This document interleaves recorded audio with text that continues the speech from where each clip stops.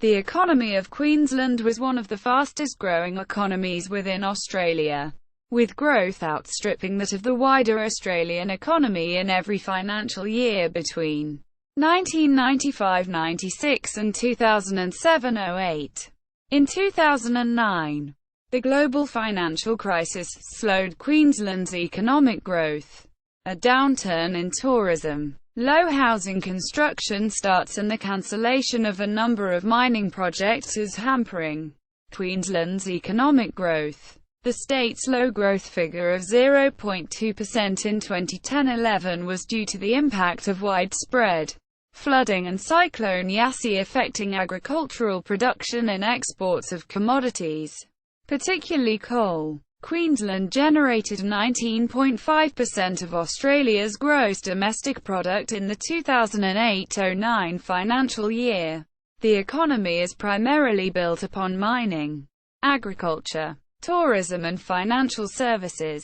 Queensland's main exports are coal, metals, meat and sugar. Western Australia and Queensland are often referred to as the resource states because their economies are currently dependent on exports of resources such as coal, iron ore and natural gas. However, of the two states, Queensland has a more diversified base. In 2006, exports from Queensland totaled $49.4 billion. By 2009 this figure had grown to $65.5 billion. Agriculture. In 2011, the Australian Bureau of Statistics recorded a total of 28,435 farms covering 81% of the state. Sugar cane is harvested in coastal areas from far north Queensland to the southern border and is the state's biggest rural commodity. Queensland produces 94% of Australia's total raw sugar production. Customers in the Asia-Pacific region can be supplied all year round through the use of storage facilities at bulk port terminals. Most of the state's sugar crop is marketed through Queensland Sugar, which until 2006 compulsorily acquired all sugar grown in the state under a single desk arrangement. Cattle grazing for beef and sheep grazing for wool production are spread across inland areas. Wheat is grown in the Darling Downs region, an area that has seen mining activities expand. This has produced a booming construction work for the region despite the global downturn but created conflict between farmers and mining companies. The Lockyer Valley is a significant horticultural region, although persistent drought is forcing the local economy to diversify. Farms around the coastal town of Bowen produce Australia's largest winter crop of vegetables. Other major crops produced in Queensland include bananas, cotton and citrus crops. Southern coastal regions include mixed forestry and farming land uses. Mining. In the 2006-07 financial year, mining contributed 9% of Queensland's GSP. Queensland has significant coal seam gas and bauxite deposits and some oil shale and natural gas reserves. Coal production in the 2008-09 financial year totaled 159 million tonnes, leading to exports to 38 countries. Queensland exports half the world's coking coal, which is used to make steel. Minerals including copper, lead, silver, zinc, bauxite, gold, phosphate rock, magnesite and silica sand are mined in the state. Dimension stone, that is, stone that can be cut for domestic use, including granite, marble, sandstone and slate, are produced in various locations across the state.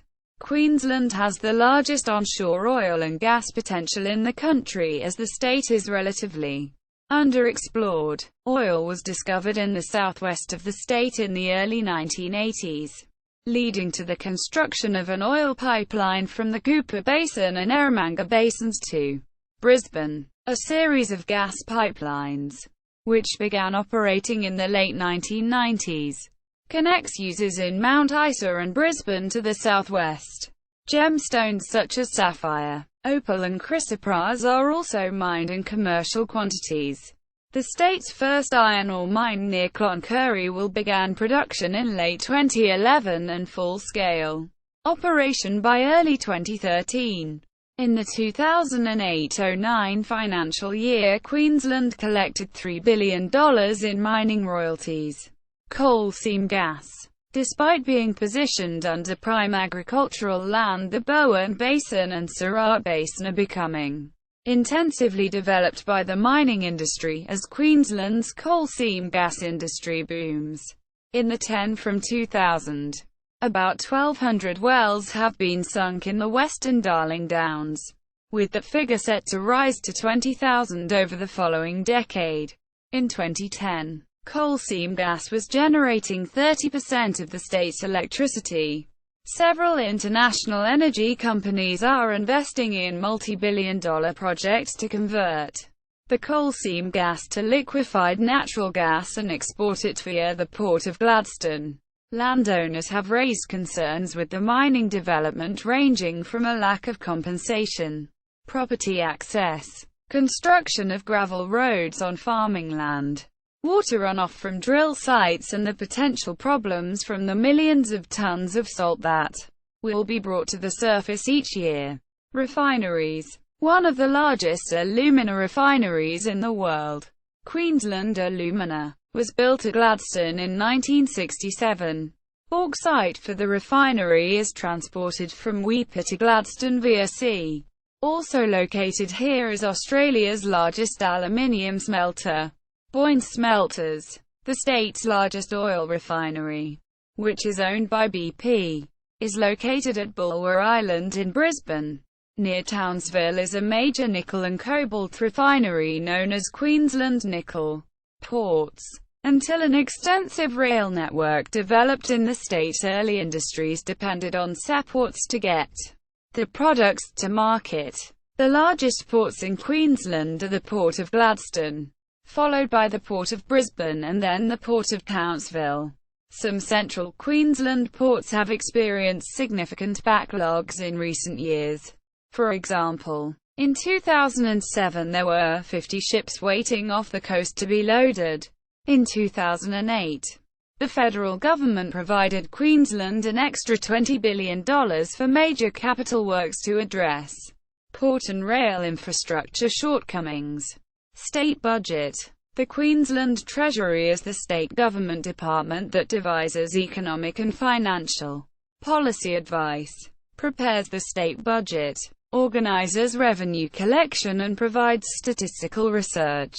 The current Treasurer of Queensland is Curtis Pitt. Economic policy priorities for Queensland are to develop a diverse economy, to create more jobs, and to manage both urban growth and develop Queensland's regions. Queensland is predicted to be in deficit until the 2015-16 budget. The deficit has been partly caused by decreases in the prices for both coking coal and thermal coal. Declining GST revenue is another cause that is partly attributed to the deficit. Strong population growth and the demands this has placed on infrastructure spending, as well as reductions in mining royalties, have also strained recent state budgets, resulting in the loss of the state's AAA credit rating. Poor planning, including the cancelled Traverston Crossing Dam and cost blowouts in the budgets for the Gold Coast desalination plant, Wyaralong Dam, Tugun Bypass and Airport Link projects has not helped the bottom line. In 2009, Queensland Premier Anna Bligh announced plans for the privatisation of a number of government-owned assets, including Queensland Motorways, Queensland Rail's coal rail business QR National, the Port of Brisbane, the Abbott Point Coal Terminal, and Queensland Forestry Plantations. The asset sale is expected to raise $15 billion. There has been widespread public criticism of the sell-off, which has led to slump in the Premier's popularity. Unions and economists criticise the plans as unjustified and poorly timed. Taxation. Historically, Queensland has been viewed as the lowest taxing state. Queensland has slid to third place behind Victoria and Western Australia in a comparison of Taxation competitiveness between other states and territories. A measure of tax per capita from 2002 to 2007 has seen the figure rise 70%, from $1,321 up to $2,226 per person. Payroll tax, which is payable when an employer's total annual wage payout is greater than $1 million and has been described as crippling by some businesses, accounted for 26% of Queensland government tax revenue in the 2007-08 fiscal year. Tourism. The tourism industry plays a key role in the economies of regional areas and supports thousands of small businesses. Queensland experiences the second highest volume of tourists after New South Wales. Foreign backpackers and students on working holiday visas make up a large proportion of international visitors. The tourism industry in Queensland employs 5.7% of the workforce, or about 119,000 people, and accounts for 4.5% of the state's GSP, directly generating $8.8 billion to the state's economy. Tourism Queensland is the government agency responsible for the development of the state's tourist industry. Queensland is blessed by natural beauty, especially along the eastern coastline, and it is home to a number of well-known amusement parks. Many tourists visit Queensland to see the Great Barrier Reef. In 2003, the Productivity Commission estimated that the Great Barrier Reef region generates $4.2 billion from tourism. By 2012, the estimated value had reached $5.5 billion. Some of Queensland's top tourist attractions include Dreamworld and Australia Zoo in southeast Queensland. Places that are highly dependent on tourism include the Gold Coast, Noosa, and in far north Queensland in the Cairns district there is the Kurunda Scenic Railway, Kurunda Skyrail, and the Daintree Rainforest. Hamilton Island in the Whitsundays, and further south Fraser Island and Hervey Bay, famous for its whale watching, are also popular destinations. Australia's only Club Med resort is on Lindeman Island. The 2008 financial crisis saw a reduction in both international travelers and business travelers, with the latter group declining by 9% in 2009 compared to the previous year. After the 2010-2011 Queensland floods, many travelers cancelled trips to the state, resulting in a loss of hundreds of millions of dollars. The Reserve Bank Deputy Governor Philip Lowe stated in February 2012 that tourism in Australia is having undergo structural changes because of a contraction in the sector due to the impact of a high Australian dollar labour market. Although there was a rise in the number of unemployed people, the labour market expanded 2.2% in the 2008-09 financial year. The Queensland labour market was hit by skilled labour shortages in 2007. A lack of people completing apprenticeships in the construction industry is a current concern. The problem is particularly acute because the state is already dealing with an inadequate supply of new housing to cope with its population growth. In the past there have been shortages of doctors, nurses, teachers, as well as shortages in the agriculture and hospitality sectors. A lack of university places is another factor limiting that is affecting the availability of skilled labor in some regions. Household income. The average weekly earnings for a full-time adult person in Queensland in 2009 was $1,177.00. While Queensland generally does not have high cost of living, housing is expensive compared to other states. Housing in Queensland is the least affordable of any state or territory. The average Queensland homeowner had to pay 40.5% of their household income towards home loan repayments, and tenants on average paid 26.5% for rent during the first quarter of 2008. Average wages rose by 7.5% in 2009. 3 times the national inflation rate. Economic history. 19th century. One of the first industries to spread across the state was pastoralism. From the Darling Downs in the 1840s, squatters and pioneering families were establishing cattle stations up until the 1870s, as far north as the Gulf country. The early settlers of Queensland faced many problems ranging from a lack of labour, a lack of transport facilities to markets, attacks by aboriginals, a climate that was too wet, drought and falling commodity prices to name a few. An Australian-wide trend towards recession hit Queensland particularly hard from July 1866. Immigration faltered, unemployment rose and business activity contracted. It wasn't long before gold discoveries signaled a turnaround in Queensland's economic activity. Gold was discovered in the state in 1861 at both Peak Downs near Clermont and at Gympie in 1867. Many gold miners left Victorian goldfields in the 1870s as surface gold had become scarce in that state and moved to Queensland to try their luck. During the American Civil War, a shortage of cotton created a cotton boom in Queensland. Copper was discovered at Cloncurry in 1869. In 1863, the first sugarcane plantation was established and the first South Sea Islanders, referred to as Kanakas, arrived to provide cheap labor. The sugarcane industry expanded northwards along the coast with a plantation and mill operating at Innisfail in 1881, and in the following year a mill opened in Bundaberg. By 1890, developments in refrigeration technologies had opened new markets for produce which was previously spoiled on the 2-month-long journey to England. During the early 1880s, the dingo fence was constructed to protect livestock across southeast Australia. It protected southern Queensland, aiming to stop attacks on sheep from Australia's native dog. The fence was maintained up until the 1970s. Today it is estimated that $60 million in losses occurs annually in Queensland due to dingoes that have penetrated the barrier. In 1886, the introduced rabbit reached the southern Queensland border, causing yields from pasture production to decrease. The rabbit also contributed to soil erosion through overgrazing.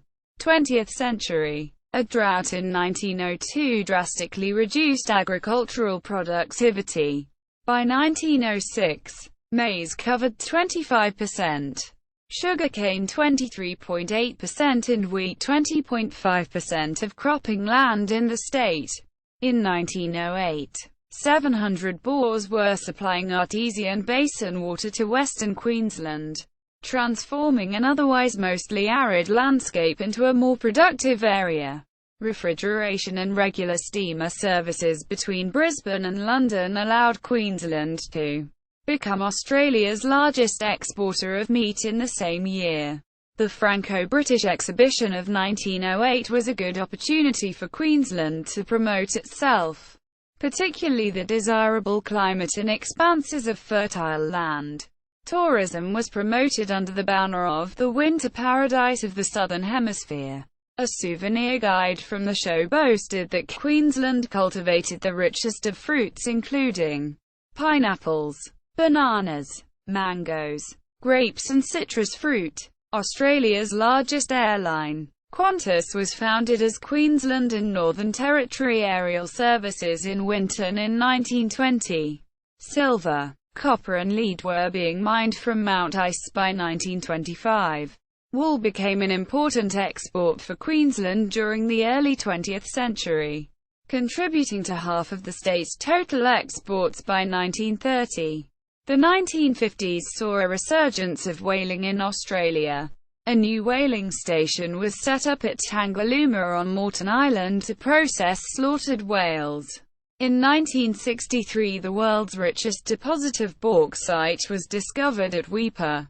Dairying, once an important local industry in the state, declined towards the end of the 20th century. The Queensland economy last contracted during the 1990-91 financial year at a rate of -0.7%. 2000 onwards. In 2004, a citrus canker outbreak forced farmers to destroy every citrus tree in the Emerald region. This amounted to 500,000 commercial trees being destroyed during an eradication program that lasted 5 years. The banana industry was devastated in 2006 from the flooding and crop destruction left in the wake of Cyclone Yasi. 90% of the country's banana crop was destroyed. The price of bananas doubled to $6 a kilogram as a result. In the 2006-07 financial year, the nominal value of the Queensland economy surpassed $200 billion for the first time. In early 2009, Queensland's credit rating was downgraded by rating agency Standard & Poor's to AA+ after the state's budget deficit increased to more than $1.5 billion. In 2009, the Townsville-based Storm financial services company collapsed, leaving thousands of investors experiencing economic loss. See also: Southeast Queensland Infrastructure Plan and Program, Queensland Economy Watch. Office of Economic and Statistical Research provides monthly and quarterly economic data relating to Queensland.